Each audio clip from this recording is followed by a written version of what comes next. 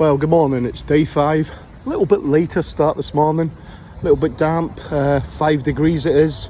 So we're going to be heading off and heading round, trying to get used to. I say we had a very long day yesterday. Obviously decided today take it a little bit easier. So it's now 8 a.m. and we're heading. We've only got about 50 miles to cover.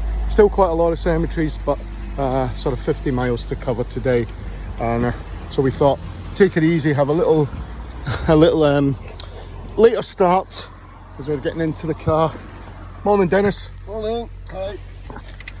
There you go. So we're heading out here. We're now in Ypres, and we'll catch you shortly. Right, well, as we're coming up to Oxford, there it is. We've just pulled into Oxford Road Cemetery, and as you see, the weather's taking a turn for the worse. We've got hailstones and various other little things. May sit here, just let this tide over a little bit, because I say it's just like a little storm that will hopefully pass through. So here we are at Oxford Road Cemetery, first one on day 5, and the weather, as I said, a little bit different from the Somme where it was windy and cold. Temperature's a little bit warmer but a bit wet, and then we've just had as you can see in the distance, we've just had a hailstone storm pass us through. So yeah, so we're here to pay respects to, we've got a cricketer in here. It goes away to the back there as well, but we've got a cricketer, a Bellahouston boy, and there's also a VC winner in here as well. So here we have a VC winner, the Captain C. Robinson, attended the Tyne Cot. He died on the 11th of October. So I didn't realise as we get up here, we've obviously got it over the back here, the cross here, but it also goes all the way down there as well. So didn't actually realise that as we came into the cemetery. Lieutenant William Wallace, aged 20 years, was the eldest son of Mr. and Mrs. William Wallace, Ettrick, Hatton Gardens, Cardonald. As a pupil in the Academy, he displayed exceptional ability, and a career of great distinction was undoubtedly before him.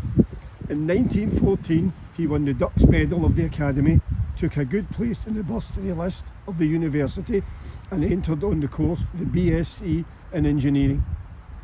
He joined the university OTC and was gazetted on 10th of June 1915. After attending the Officers Training School at Stirling, where he passed first in the examination, he was attached to the 3rd Battalion of the Cameron Highlanders at Invergordon. At his musketry course, taken at Streetsel, Yorkshire, he passed with distinction. Being detailed to the 1st Battalion, he was sent to France and took part in the fighting on the Somme in August 1916. He was wounded in the struggle at Highwood on September the 3rd and was invalided home. On recovering, he returned to Invergordon in November and was appointed battalion bombing officer, a post which he held for 6 months. On June 17, 1917, he was once more back in France. Whilst undergoing a severe bombardment in the lines to the northeast of Ypres, he was killed at Passchendale by the explosion of a shell on the 17th of November 1917. A former pupil of Bellahouston Academy, Glasgow.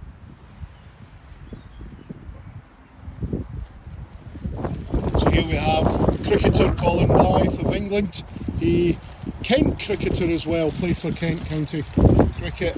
He was England, he took over 100 wickets for England and was capped for them 19 times. So here we are, a rather small cemetery where most of them are round the side, and it's the Seaforth Cemetery, Cedar Villa.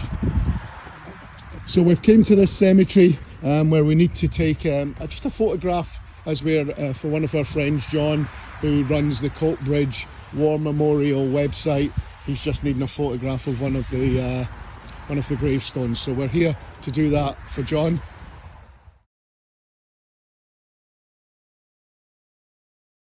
So we found the person, an Alexander Arnott, that were here. Take a photograph for John. He's one of the Seaforth Highlanders that are all buried here. Also some non-commissioned personnel also as well that are buried. We were just driving by, heading to our next destination. to pay our respects, and we've come across this little cemetery, Saint Julian dressing station. And it's a pretty nice little, just on the side of the, just off the main road. And again, not rows and rows there. It's sort of crisscrossing. There's like a T-junction there thing as well. So, as I said, we'll come in, we'll pay respects to all the fallen in this cemetery. Say it's something we just, there's sort of some Royal Sussex, Royal Field Artillery there, and also various regiments and soldiers of all the various different regiments. We just take our time to pay our respects to them. A lot more field artillery as well here, and this was obviously a dressing station where all the wounded came here, and if they didn't make it then they were buried here as well. So here we are, Dutch Farm Military Cemetery, quite a poignant one here, and the wind has got up as well. So heading along side of the road, and there we go, Dutch Farm, New British Cemetery. So going in here, there's one person we're coming in to pay our respects to. A lot of you may know of him. He's not a VC winner, he's not a Bellahouston boy, he's actually a footballer. They actually wrote a song about him, and the person we are in here to find is Jimmy Spears. So here we are, we've found Jimmy Spears, military medal winner, footballer. He also played for Bradford, I think it was as well, and Glasgow Rangers. As you see, got a lot of people who know him real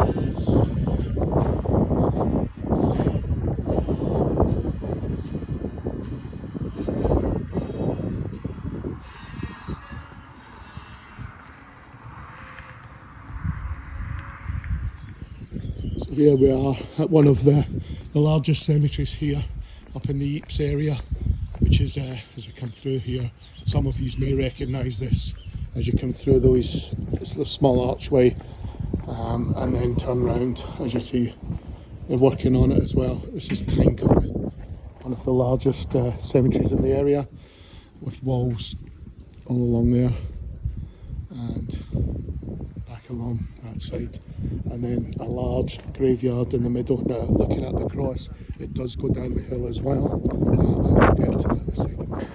Right, as I said, we come down. There's a lot of it cut off with the weather has sort of played with it, and the amount of visitors you get here has damaged the grounds as such. So, but to give you a magnitude of the size, I'll lift this up and let you see.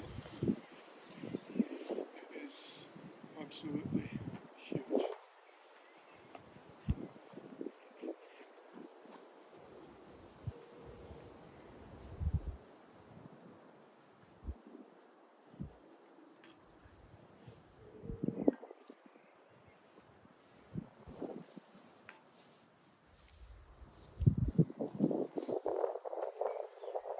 Private William Ballantyne Boyd, Scottish Rifles, aged 25 years, was the only son of Mr. William Boyd, 5 Church Road. He was employed by the Grand Trunk Railway System, first in the Glasgow office and then for 1.5 years in Liverpool. When the staff in Glasgow was depleted, he was sent back to the office here. But he joined up in January 1917. After training at Nig, he was sent to France, where he arrived on the 11th of November. He was only a few days in the trenches when he was sent up the line in charge of 7 signallers and was killed on the 25th of November 1917 at Passchendale.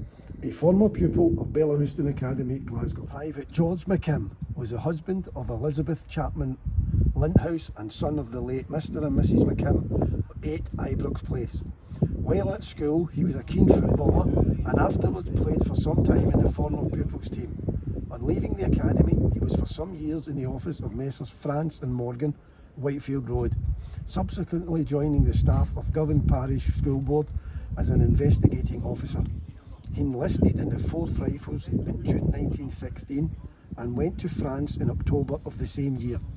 After being in action on the Somme, he was invalided home on January 1917. On May the 18th, he was once more sent to France and was attached to the 2nd Scottish Rifles as a bomber. In the fighting between Ypres and Zonnebroek on August the 16th, he was killed by the bursting of a shell. Private McKim was married in July 1915 and resided at 172 Copeland Road, Ypres.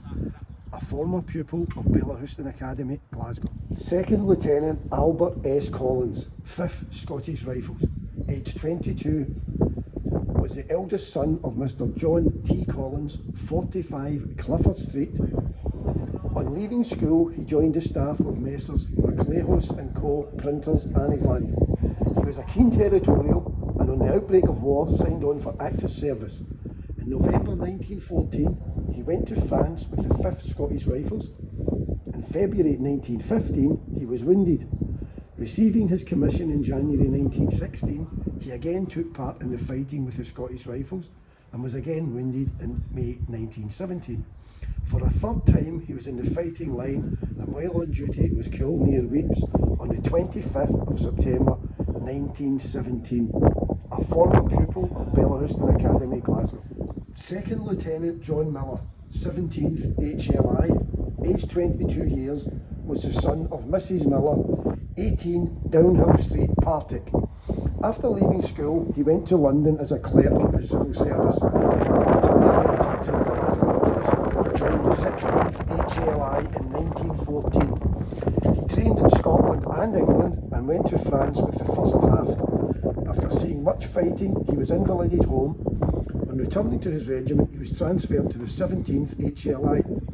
At the beginning of 1917, he was recommended for his commission, gazetted 3 months later and attached to the 3rd HLI in Edinburgh. He was sent to France with a draft of the 17th HLI and was killed at Passchendale Ridge on December the 2nd, 1917. A former pupil of Bellahouston Academy, Glasgow. Lance Corporal William B. Johnston, aged 23 years, was the only son of Mr and Mrs E. Johnston, Helen Slee, Elizabeth Drive, Cardonald. He was attached to the Glasgow Yeomanry when war broke out and was mobilised on August 4th, 1914. After training for a few months at Cooper and Fife, his squadron was dispatched to France on the 11th of May 1915, and with the exception of 2 visits home on leave, he was there till his death. In the month of August 1917, the Yeomanry were dismounted and he was then attached to the HLI. In October, they were holding the line in one of the hottest parts of the Ypres section, and it was while coming down in charge of a party of men on the night of the 19th of October that he was hit by shrapnel. He was the only one of the party to be hit, but his wounds were mortal and he survived only 5 minutes, never regaining consciousness. A former pupil of Bellahouston Academy, Glasgow. John McFarlane, HLI, was the son of Mr John McFarlane, 143 Eglinton Street, Glasgow. After leaving school, he was employed with the firm Messrs AC and Wallace and Co, shippers and merchants, and had every prospect of carving out a successful business career. In 1915, he joined the Glasgow Highlanders. He received his training with the 2nd Battalion of that regiment at Dunfermline and afterwards at Malden, Essex. In 1916, he went to France with his regiment. He was in France for 1 year, taking part in many engagements, and just within a fortnight of his first leave, he He was reported wounded and missing at Polygon Wood on the 25th of September 1917. After a year's suspense, he was officially presumed killed by the shelling of a dressing station to which it is thought he must have been taken. He was 22 years of age, a former pupil of Bellahouston Academy, Glasgow. Also remembering here at Tyne Cot, we have VC winners Clarence Jeffries, Lewis McGee, James Robertson, Philip Bent, William Clamp, all VC winners on these walls, and in the graveside at Tyne Cot. We also took time out as well to remember some footballers and a cricketer that are buried here or remembered on the walls here. They are James Brennan, Jabez Cartwright, George Maclay MM, Robert Messer, Albert Milton, Henry Phillips, Robert Torrance, Ernest Townsend, Arthur Wilman, and cricketer Eric Bill Lundy, a South African cricketer. So here we are at Passchendale 1917 Museum, and they say the weather has taken a turn for the worst. This was always on our agenda, so we are going to go in, but like I said before, and at any other of the museums that you have to pay to go into, I will not video in them. We feel that, you know, you've got to come yourself, take in that experience of it all. And so what we'll do is we will see you when we get out. So here we are in the grounds of the Passchendale 1917 Museum and the main entrance. So as I said again, reiterate, we are going in, but we will not be videoing. So it's 20 years it looks like since it's been opened. So see you in a bit. So we're halfway through the tour of Passchendale, and you come out to this area here, which is all trenched, recreating trenches of German, British trenches. See, I know I wasn't going to video, but we're outside it, and so far it's been an amazing museum tour. But as I said, we just thought I would sort of bring it in before we go back into the main part of the museum. You do come out here for a bit of fresh air and obviously walk these trenches. So we've just done the museum tour of Passchendale, and quite an amazing tour, and the museum very awe-inspiring. They have a new feature there, I think it's a new feature because I can't remember seeing it the last time, where you sit in and experience the video, and it's a must. You must do that. It's an amazing thing to do. So please, if you are in this area, visit the Passchendale Museum and take it all in. So here we are, we're at Polygon Wood Cemetery. So we're just here as in the area, paying our respects to fallen. There's no Pacific soldier we're here to pay our respects to. We're just generally paying our respects to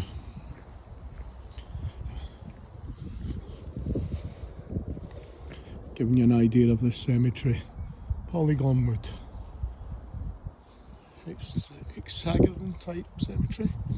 So from Polygon Wood, it's pretty simple. As if I turn round, got the cross there, and then directly up the path there is Buttes, which has got the news. There's a Buttes cemetery there, but there's also, that is the New Zealand memorial in there. So we're going to take a walk up to there as well, and up those stairs as we go to the New Zealand memorial. Buttes, New British Cemetery, and the New Zealand memorial.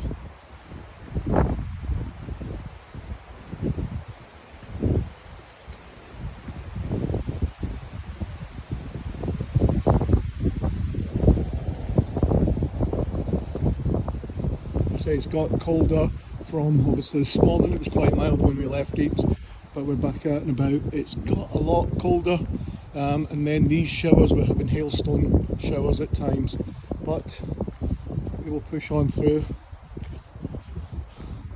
Those soldiers that perished here at Passchendale area and Ypres suffered a lot more than what we are doing with a little bit of hail, cold and rain. So here we are, we're at Buttes New British Cemetery. There's a memorial wall there, and as I said, the other end is the New Zealand Memorial. So a bit cordoned off because they are getting ready for Anzac Day tomorrow.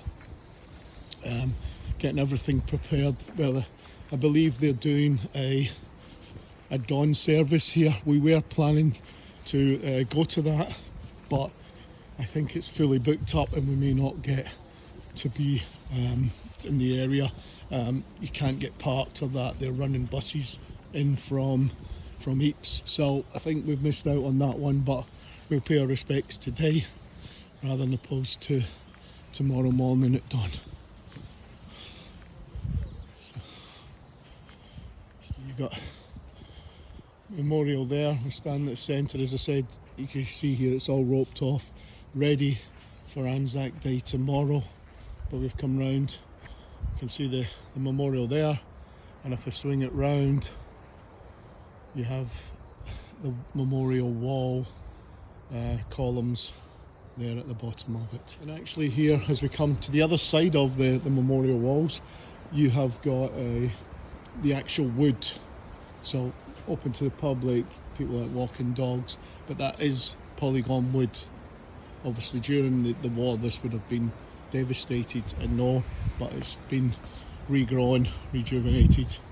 And so we came up to the top of the hill, right onto the New Zealand monument, and once we're there, I'll take a little photo and show you from the other end of it, yeah, as I catch my breath as well. So here we are. It's the Australian, sorry, I'm going to take that back. I've been led to believe that this was the New Zealand Memorial, but it's the 5th Australian Division Memorial. So apologies, I've been mentioning New Zealand one.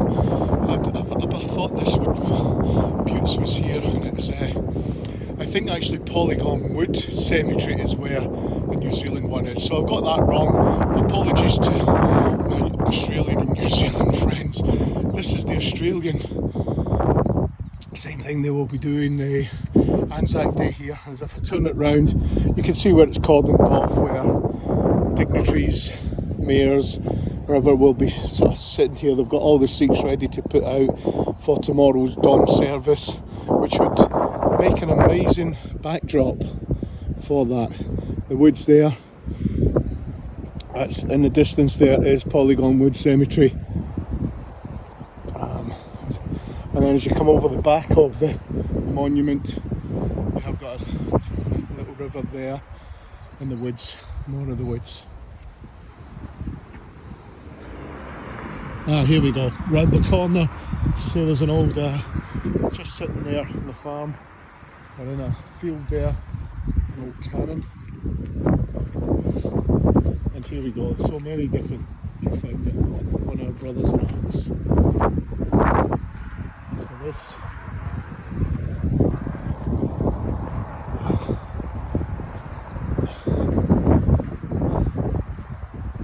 the Brothers in Arms Memorial.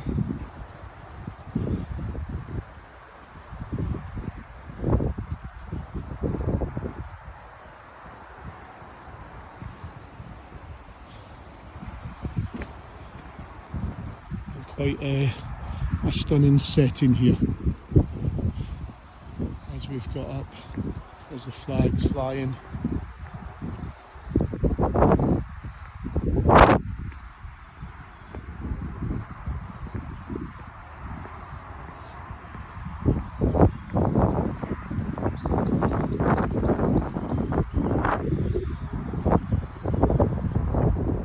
Inscription on that one side. And then at the end of this walkway is the actual monument to the Brothers in Arms.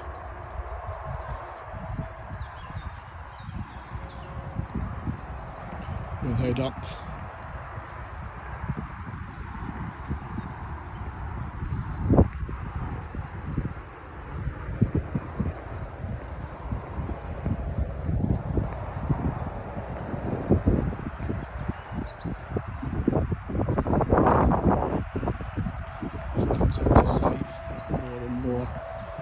becomes more and more poignant.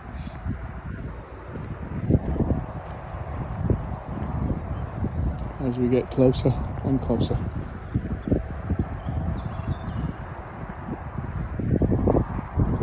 Belgian wreath laid here, along with a few others and some stones.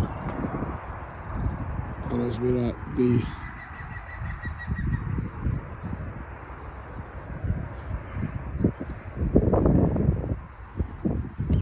stunning piece of sculpture to the Australians.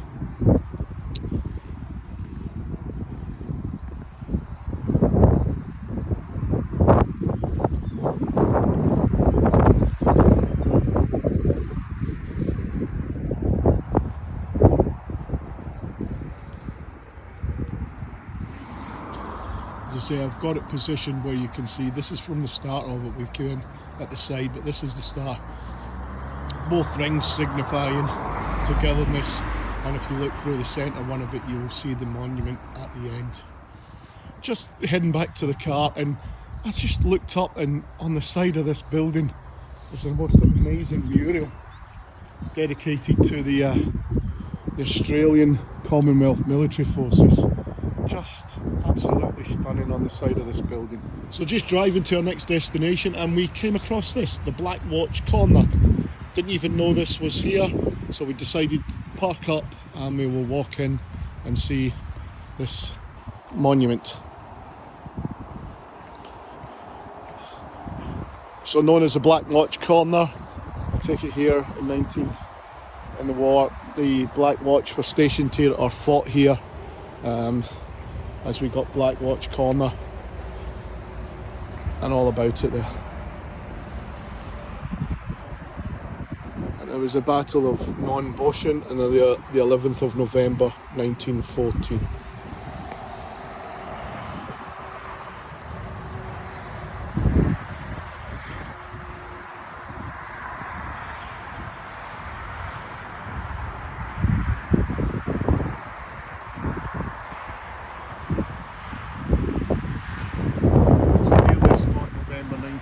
The 1st Battalion, the Black Watch Royal Highlanders, as part of the 1st Guards Brigade halted the Prussian Guards first to the Battle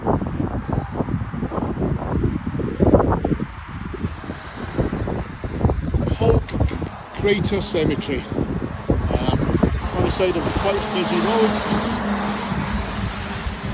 as we look across a bit, and it does, at first impressions, looks quite small, but it is on a hill, and as you go down there is a rather large cemetery. So we're here to pay our respects. There's one VC winner here, and also 2 Bellahouston boys are buried in this cemetery as we head down, just to give you the magnitude of it. As I said, it looks quite small until you get up to here, and it's a rather large one, which gives you an idea now of what it is.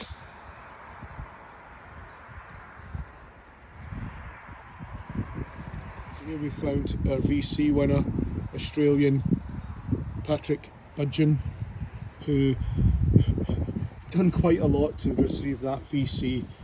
He rescued a corporal from being captured by killing the 3 soldiers that were there to capture him, and then on 5 occasions he rescued wounded men who were under intense machine gun fire and shell fire, showing contempt and disregard for danger. He was last killed in those missions. So very, very courageous and brave man, Patrick Budgeon. Especially tragic was the loss suffered by the late Reverend John Brown, DD of Bellahouston Church, whose 4 sons were all cut off in their country's service. These repeated blows told too heavily upon Dr. Brown, who did not long survive. To his widow and mother of the 4 gallant sons, the sympathy of the whole community has gone forth. Captain William S. Brown, both at school and at university, was a notable athlete and won many prizes in the athletic field. After graduating MA at Glasgow, he studied law at Edinburgh University, and when war broke struck out, he was serving his apprenticeships as a writer through the Signet. In September 1914, he joined the Royal Scots and served about 7 months as a private. Receiving his commission, he was gazetted to the North Staffords and went to the front in February 1916 as a lieutenant. He received his captaincy in 1917 on being seconded as instructor in the 2nd Army Central School. In September 1918, he was appointed to the command of a company in the King's Own Scottish Borderers and was killed in action on the 14th of October. His eldest brother John fought at Gallipoli but was killed in action in Gaza on the 23rd of April 1917. His younger brother George was killed in action on the 21st of May 1917 and is buried in Iraq. His youngest brother Harold was killed in action at Delville Wood on the 18th of July 1916 and is remembered in the Ypres Memorial, a former pupil of Bellahouston Academy, Glasgow. Lance Sergeant John Alexander Guthrie, once of Ypres, moved with his family to New Zealand before the outbreak of war. He enlisted in the 1st Otago and was sent to France, where he was killed in action while attacking the German defensive points at Polderhawk near Polygon Wood. A former pupil of Bellahouston Academy, Glasgow.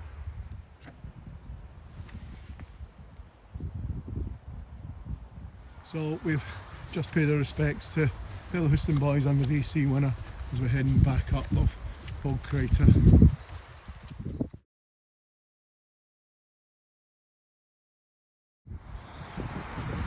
So heading here, we've just seen this sign and we're going to head to see what it is.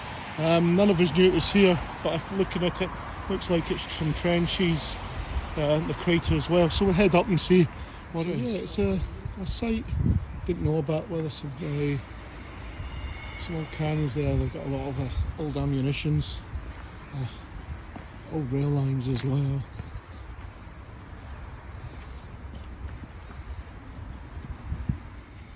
Obviously they've got an old bunker as well here by the looks of it. You can actually go down into it, but I think it's a bit flooded at the moment. No, it's still in darkness. And wow, it is tight and cramped as you can see, but people are here, so won't try and go back out that way, but I will go out the other way, the way I came in. So here we are. This is actually Hook Crater. As you see, a rather large crater now filled in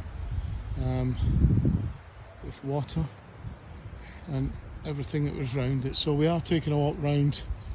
Very bit different that we found this just by chance as we came out of the cemetery, and we're coming across a few other people. Looks like they've found it by chance as well.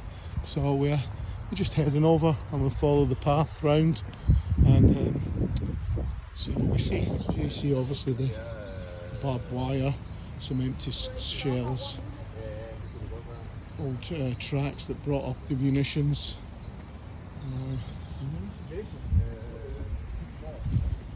All bits of the rail line and obviously where it was exploded. Again, the other side you have some more shells. Just seems to be the shells are strewn everywhere here. Obviously they've been put here to show more of what was achieved here. And obviously and where this trench, the craters were. So again, just at the other side of the crater now, as we've made it through, we'll go through to you see the vastness of the size of the crater with the explosion. Original trenches all here as well, where as you see, can't actually go down in them now. Probably some people have, but as you see, it's muddy, it's deep, and obviously with the weather and where it has, we go up and round. Again, some more trench. It's been reinforced, obviously modern to accommodate, but these are original trenches which have been covered, as you can see them all the way around, and then all the way up there. So as you see, it goes up to there, all the bunker area. So we're staying on the path as we're coming round. some fenced off, because obviously may well be that there is still some munition stuff maybe buried still there. But yeah, heading round. Path that can take you down onto the bridge or back up, but we'll stay on the path, and all the broken shells, all the used spent shells, some barbed wire, just strewn. Not like the ones we've seen at Ypres where they were still live. These are all spent ones. They've been lying here obviously for a while. Just thousands of them. Reels of bad, rusty bad wire and the barriers, you know. It's got it everywhere. Rusty bad wire. They say hold that up there. There you go.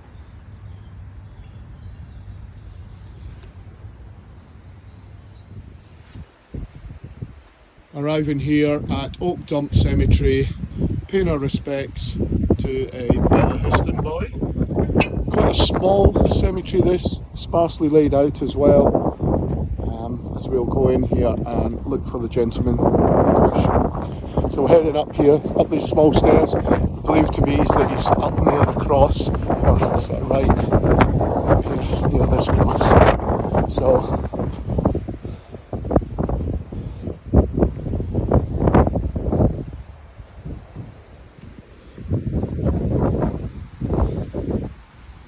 and I think I found him. He's right at the back behind the cross.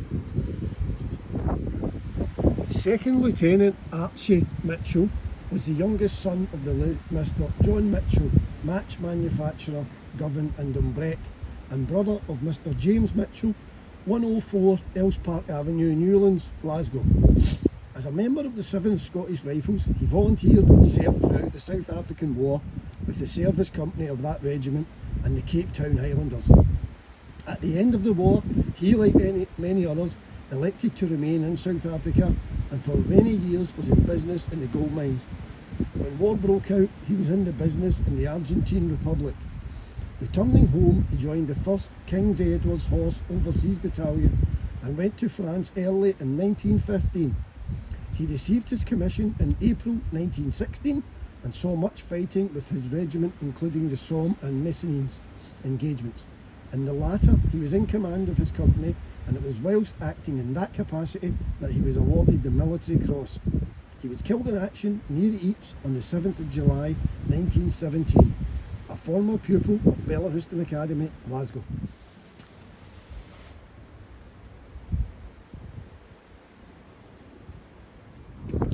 So we're just driving by, and we just noticed a few monuments here. So as you said, and yeah, would you believe it is the 1914 truce monument, I believe. Well, both soldiers stopped to play football on Christmas 1914. So we walked up. That is the monument there.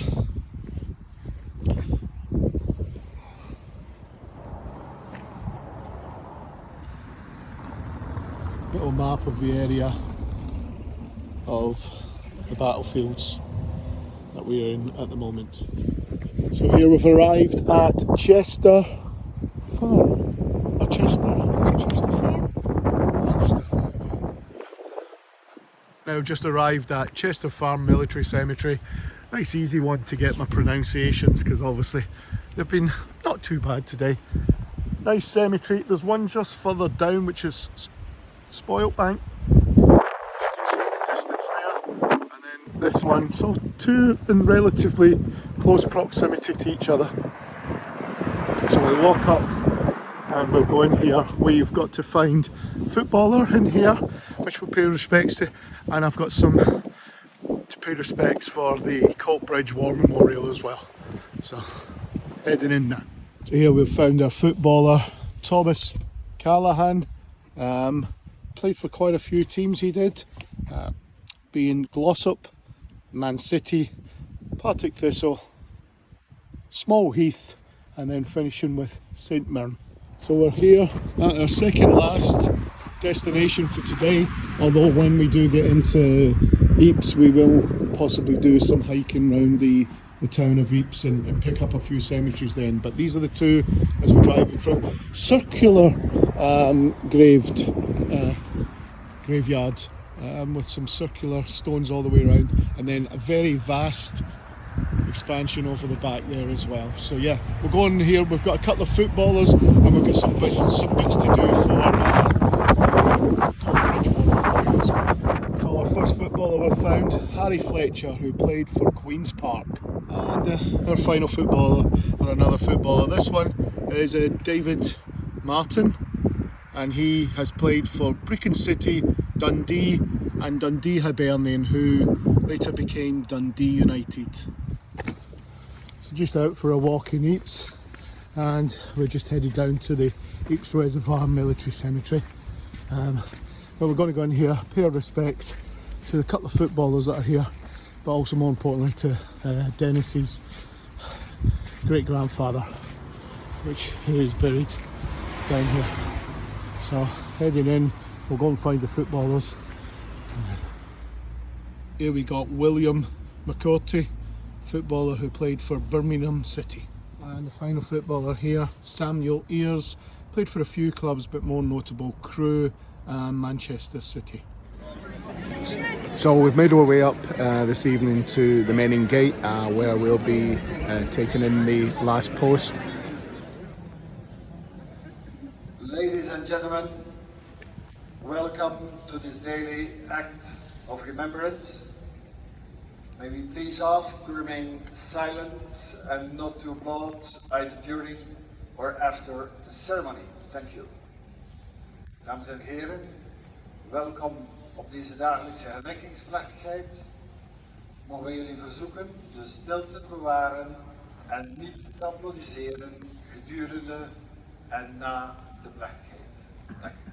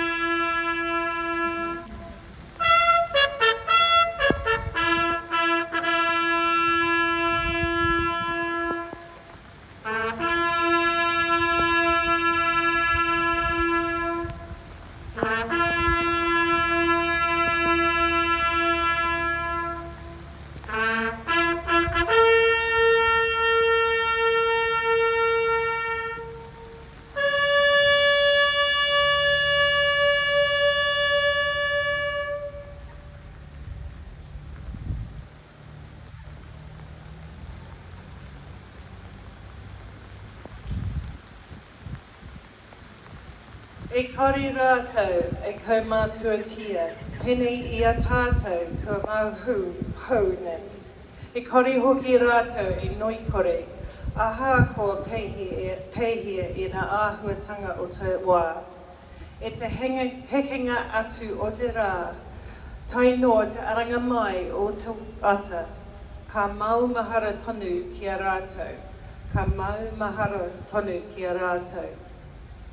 They shall not grow old as we that are left shall grow old. Age shall not weary them, nor the years condemn. At the going down of the sun and in the morning, we will remember them. We will remember them.